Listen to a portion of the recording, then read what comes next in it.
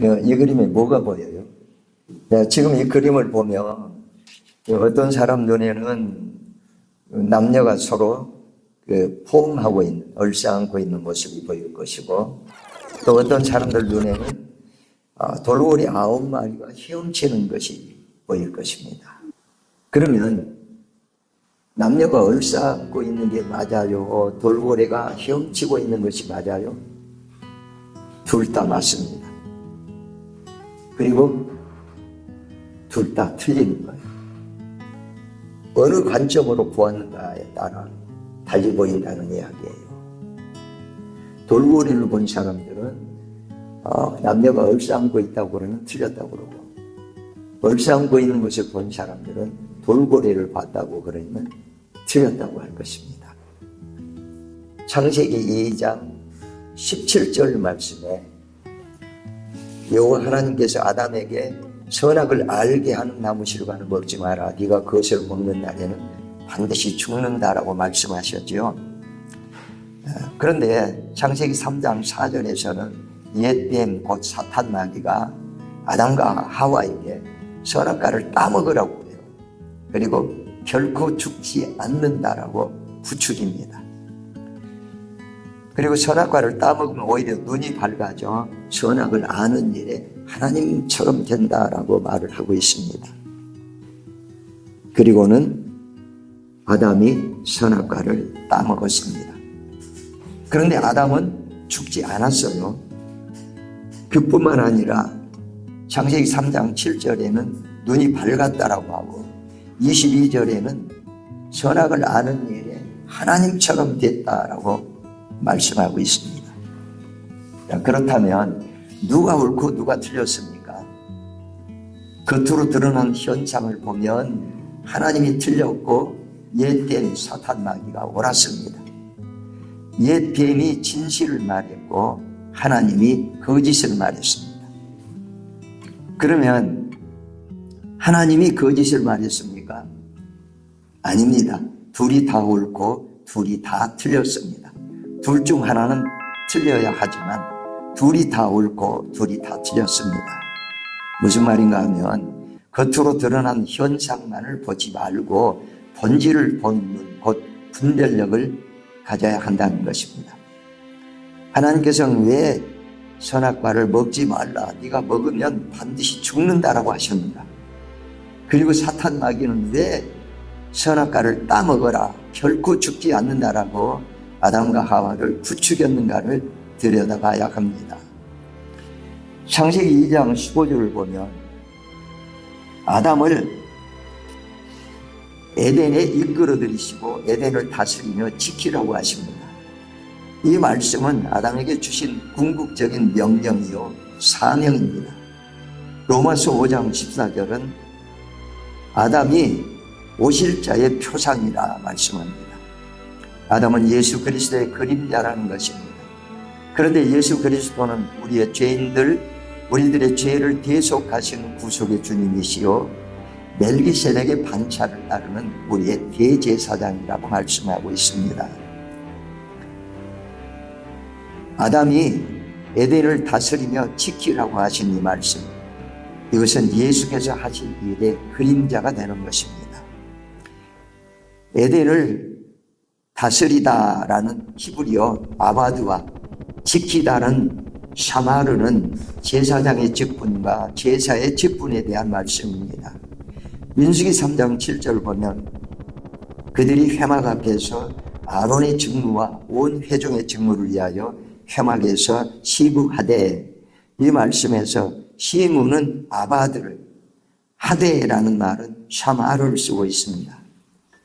그리고 민수기 18장 7절을 보면 너와 네 아들은 단과 장안의 모든 일에 대하여 제사장의 직분을 지켜 섬기라.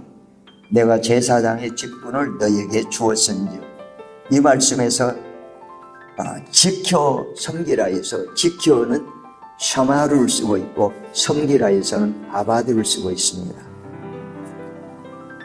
에덴을 다스리며 지키라는 이 말씀은 곧 아담을 하나님의 아들로 살게 하시려고 하는 것을 볼 수가 있습니다.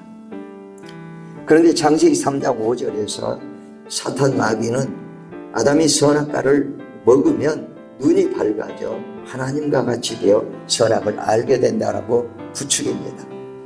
눈이 밝아지는 것은 죄의 눈이 밝아진 것이고 아담이 하나님 수준이 되었다는 것이 아닙니다.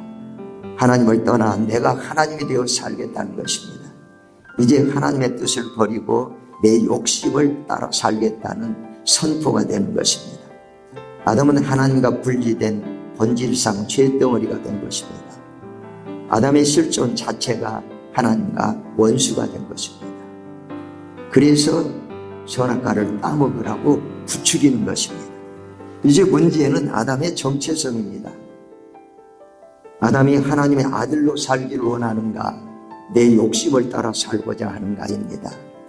아담이 어느 자리에서 선악과를 바라보는가 하는 이 관점이 문제입니다. 아담이 선악과를 따먹은 것은 단순히 과일 하나를 따먹은 것이 아닙니다. 선악과는 육신의 정욕, 안목의 정욕, 이생의 자랑이란 인간의 본성적인 욕망을 채워주는 이 세상과 세상에 있는 것들입니다.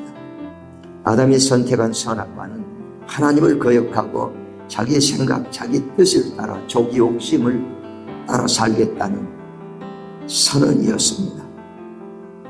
아담이 문제입니다.